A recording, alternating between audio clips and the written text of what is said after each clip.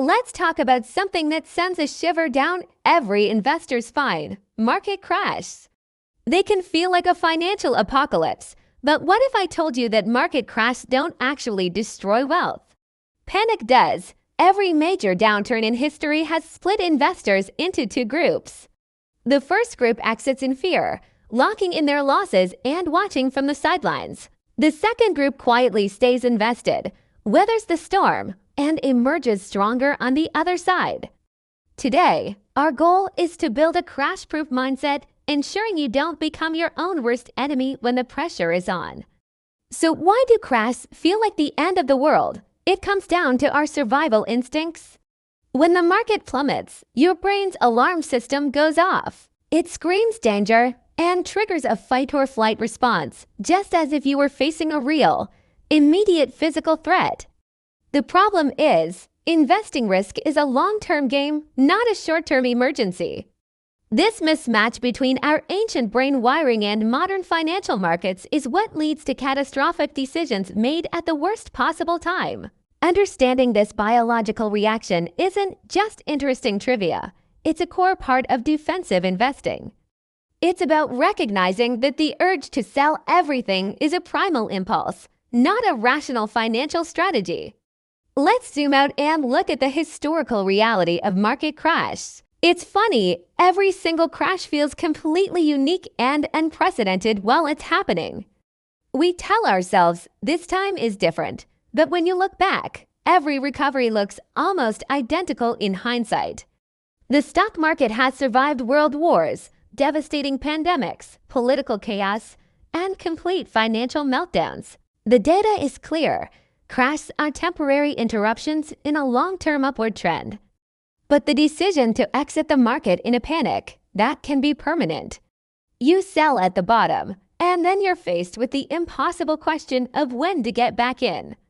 By the time it feels safe again, the biggest gains of the recovery have already passed you by.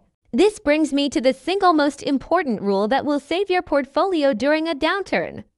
Never, ever make decisions based on extreme emotions. If you feel intense fear, anxiety, or an overwhelming sense of urgency to do something, you are automatically disqualified from touching your investments. Period. Step away from the screen. Go for a walk. Talk to a friend. Do anything other than logging into your brokerage account. Why?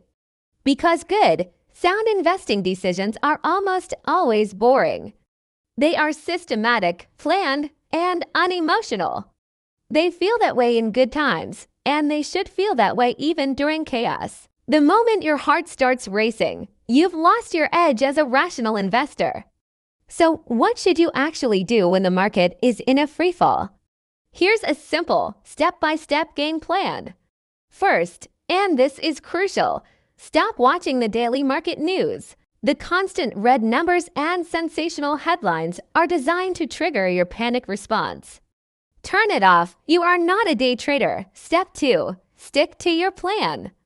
If you have automated contributions set up to invest a certain amount each month, do not stop them. You're now buying assets at a discount. Step 3. Only rebalance your portfolio if it is part of a pre-written investment policy statement you created when you were calm and rational.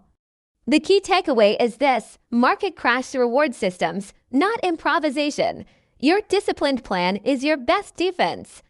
Now let's talk about why selling during a crash is a form of financial self-harm. In the moment, hitting that sell button can feel like a huge relief. You've stopped the bleeding, right? The problem is, that feeling of relief is incredibly temporary. What follows is often a long, drawn-out period of regret. Research has shown time and time again that missing just a handful of the market's best recovery days can do far more damage to your long-term returns than enduring the entire crash itself. And here's the kicker: markets almost always recover much faster than our emotions do. By the time you feel confident enough to reinvest, you've likely missed the most explosive part of the rebound. Think of it this way: for a long-term investor, a market crash is a gift. It's the only time that high-quality assets go on a massive sale. You get the opportunity to buy shares of incredible companies at prices you might not see again for a decade. The beautiful part is that you don't even have to be a genius or aggressively time the bottom. Your primary advantage as a long-term investor is simply staying present. You benefit just by continuing your regular investment plan and, most importantly, by refusing to sell. Your greatest power in a downturn isn't market timing. It's your temperament and your discipline. So let's wrap this up. You don't beat market crash by trying to predict them. Nobody can do that consistently. You beat them by building a system and a mindset that prevents you from panicking.